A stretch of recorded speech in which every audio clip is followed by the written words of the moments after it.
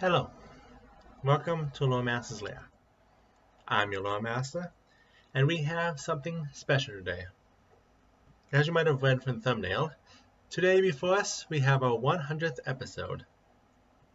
Technically. Some videos like the Lore Master's Library videos I count separately, and I think a few other episodes are like this as well, but I have had around 100 videos celebrating Pathfinder and Starfinder. So to celebrate, we are doing something special and looking not at any of our regularly scheduled programming, but instead the history of one of the fundamentals of tabletop, classes. Classes have long been part of tabletop experience, with each edition adding and subtracting many interesting ideas. And every GenCon, at least from the Pathfinder side, we are given a release of a new class while waiting for the announcement of the next playtest with bated breath. As a topic, it skews closer to game mechanics over lore, but again, it's episode 100. We can change the pace up just a little bit. First, starting back at the beginning, Book 1 of the original Dungeons & Dragons started with 3 classes: the Fightman, the Magic User, and the Cleric. So right away, basic class positions were set up. We had the Frontline Fighter, the Blaster, and the Healer. It was the first Greyhawk book which brought both Thieves as a fourth to the team, as well as Paladins in its first iteration as a subclass of the Fightman. I love Fightman, it's such a good name. The original Blackmore book would add Assassins as a Thief subclass and Monk as its own thing, while the book Eldritch Wizardry would give Clerics the subclass of Druid. So some of our old friends have been around for a while. This was also a time period which certain ancestries were limited to certain classes, but we already have too much on our plate today to go into that, so focus. Then we had Advanced D&D, which brought in the requirement of needing certain ability scores, and the roll of the dice was what locked you into a path. Like high intelligence blocked you out of the newly renamed fighter, as disappointing of a name as that is, and low charisma basically locked one into assassin. This also included the bard as a 6th base class, though how it functioned was closer to what would become prestige classes. All in all, the basic setup was bard and monk, both without subclasses, fighter with the subclasses of paladin or ranger, cleric with the subclass of druid, magic user with the subclass of illusionist, and thief with the subclass of assassin. One will mention the release of the Gazetteer of Unearthed Arcana introduced 2 base classes, the barbarian and the reworked paladin known as the cavalier, as well as the subclass of thief known as the acrobat. It was also the same year as Unearthed Arcana that a little book called Oriental Adventures came out. It was one of the first TTRPG books to give Eastern classes, and with Pathfinder looking towards Tian Shan next year, this is a good time to look at the oldest to give us something to prepare to examine how far we have come. Considering we were mostly sticking mainline today, consider this today's only side tangent-like section. There were 10 Eastern-inspired classes in the book, with them compared to classes we are used to. First, Monk, which was based off of the monk. Cavalier-like, we had the samurai. And thief-like, we had the ninja, as well as the additional visit of the yakuza. Nothing too out there yet. There were 3 fighter-likes, the barbarian, the kensai, and the bushi. 2 cleric-likes, the shukenja and the sohai. And 1 magic user, the wu gen. I do not think monk, samurai, and ninja need introductions, and this will not be our last time seeing them anyway, so. Yakuza are more traditional rogues than ninja are, and live on the ability to get information from the underworld. Barbarians look familiar at first, but they draw inspiration more from the hordes of the steppelands of Mongolia. and are able to travel in packs. Likewise, they come from 3 places: the stepplands, the forests, or the jungles. Kensai are sword masters. Well, actually, despite their name, their ability is to become really good with any one weapon or unarmed fighting style. Bushi are masterless samurai, the traditional ronin, and they combine fierce spirit to temporarily raise levels while in combat, with finding discounts and picking pockets like a rogue. Shukenja are trained by religious orders, learning both to cast spells and use ki, making them distant cousins of the monk.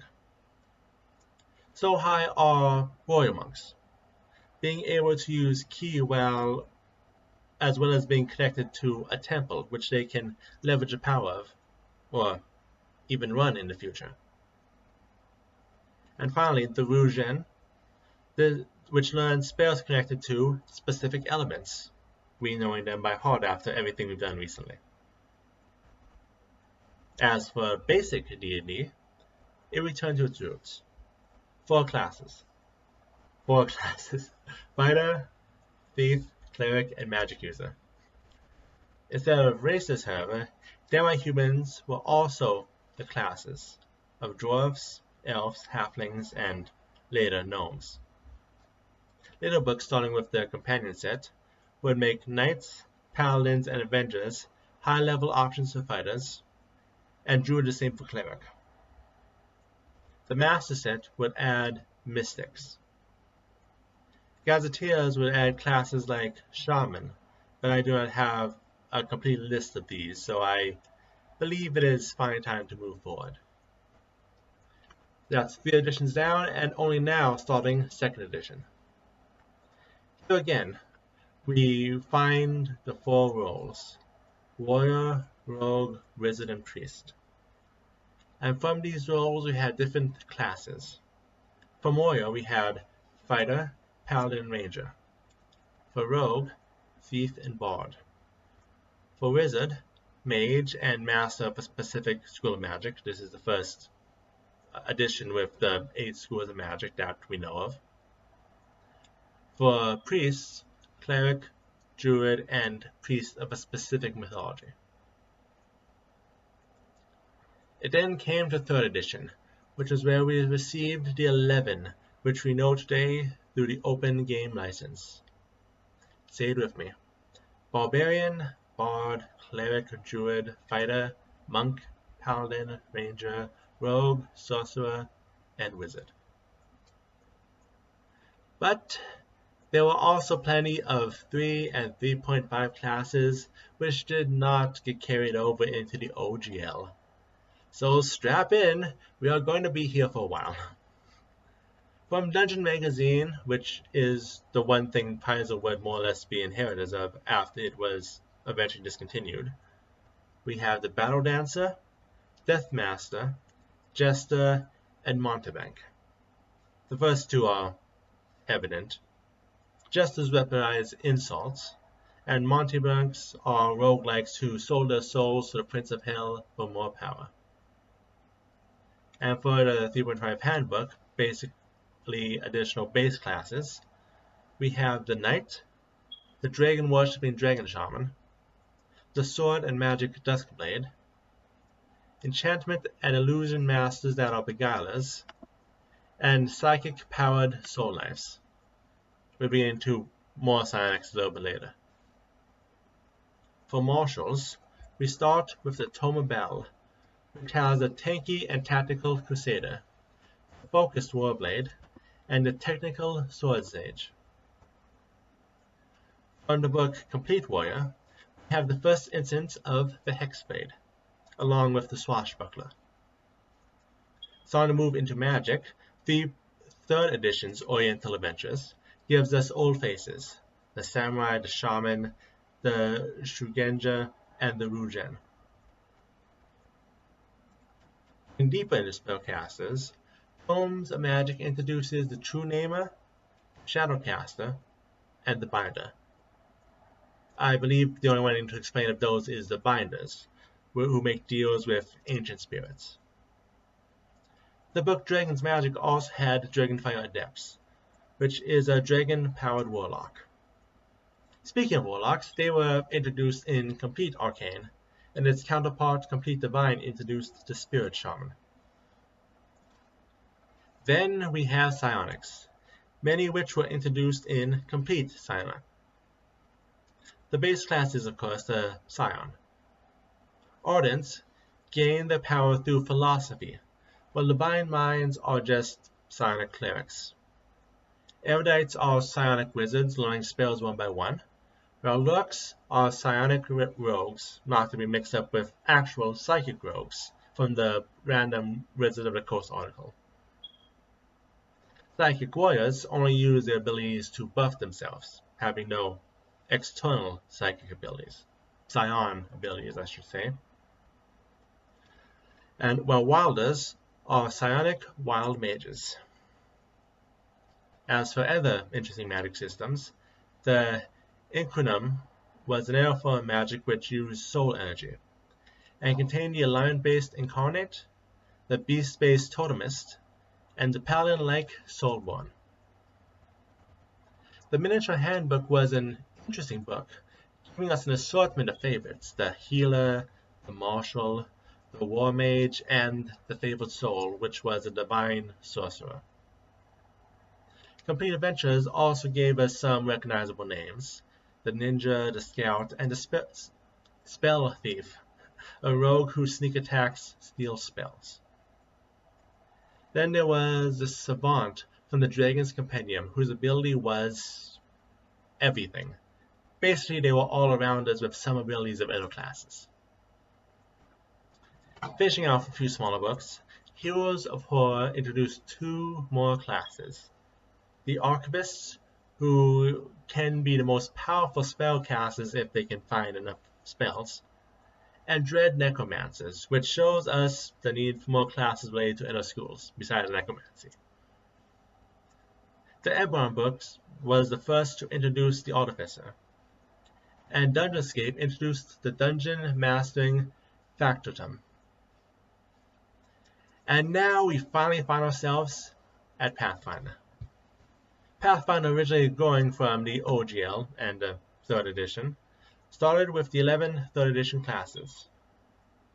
The first expansion in the Advanced Player's Guide added the Alchemist, the Cavalier, the Inquisitor, the Oracle, the Summoner, and the Witch, as well as the one people forget, the Anti-Paladin, a class which was basically a paladin under another context. The book Ultimate Combat would do the same with the two classes of Samurai and Ninja, basing them off of the Cavalier and the Rogue respectively, as well as the completely original Gunslinger, which, yes, it was Pathfinder who did jump on the idea of guns in a fantasy world and roll with it enough to give us a class. The book Ultimate Magic would throw in another singular class, the Magus. Then we have the big one, the Advanced Class Guide, where Paizo gave us rules to make new classes by combining the features of others together, and gave us 10 examples. Count them down, starting with the 3 fighters. Fighter and Monk brings about the Brawler, a more versatile monk-like. Fighter and Gunslinger brought the Gunslinger's cool point system to the sword, creating the Swashbuckler. Fighter and Cleric put the War Priest on the front lines.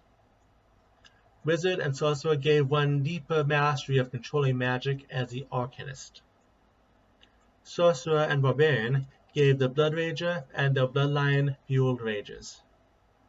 Barbarian and Bard gave the Skald their specific focus on battle tones. Witch and Oracle combined their curses and familiars to create the best of both worlds, dubbed the Shaman. Druid and Ranger 8 gave the Hunter, which doubled down on animal companions. 9, Ranger and Rogue gave Slayers, the ultimate power of normal.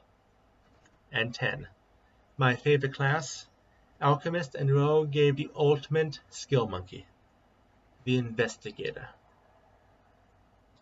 The next big release was Occult Adventures, With Pathfinder released its third magic type, Psychic.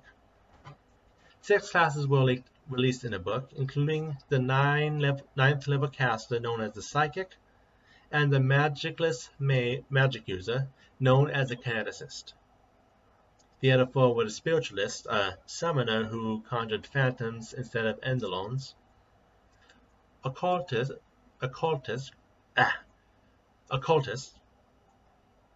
who use implements to connect to hidden powers, mediums who channel spirits of the past to give them a wide range of abilities, and mesmerists, masters of illusion, enchantment, and staring daggers into enemies hard enough to cause damage. To round out, Ultimate Intrigue introduced the Vigilante, allowing you to play as Bruce Wayne as well as Batman. And the Ultimate Wilderness introduced the Shifter, who looked at the Druid's wild shape and decided they did not want to do anything but. Now, back to D&D with 4th edition. We have them attempt to do something new, specifically divide the classes into categories reminiscent of video games. A controversial decision which would allow other systems to bloom, but one which is still interesting to look at regardless of what you prefer.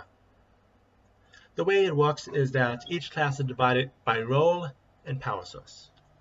For power sources, we have the classics of Martial, Arcane, Divine, Primal starting with Player's Handbook 2, Psionic starting with Player's Handbook 3, and eventually we had a few powered by Shadow. For roles, there were 4.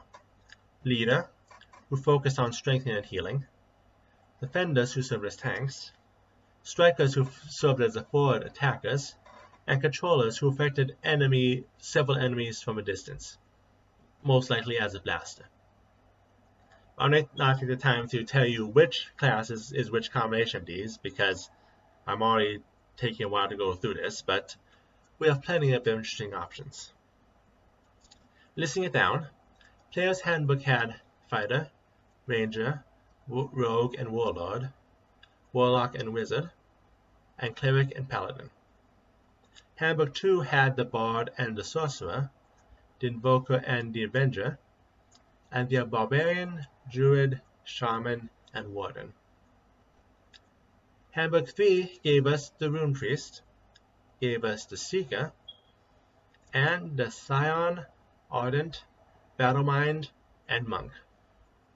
Yes, Monk was a Psionic. For some scattered places, Artificer first appeared in Eberron, Sword Mage was from the Forgotten Realms, Assassin from Dragon Magazine, and Vampire can be found in Heroes of Shadow. And on to 5th edition, Dungeons & Dragons have been slow in the variety department.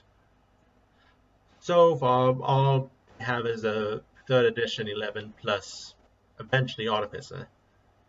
There are also attempts to add psionics in a class known as Mystics, but that went the way of all the other failed unearthed arcanes. Now we have one D&D which continues to waffle between a new edition in everything but name, and to them changing so little because they seem scared about releasing a new edition, which I could examine, but that is not today's topic. This is not my wheelhouse, and others have already done it better than I could, so we will leave Dungeons there. And to finish off, we have Pathfinder 2nd edition. That's what I usually talk about, so I'm expecting many of us are going to in with full knowledge of these classes. But, for completion's sake, the 3rd edition 11, with the addition of Alchemists, and a changing of Paladin to the more general Champion, at the start were the base ones. The champion change allowed it to be more variety in its portrayal while still being a way to screw over neutral alignments apparently.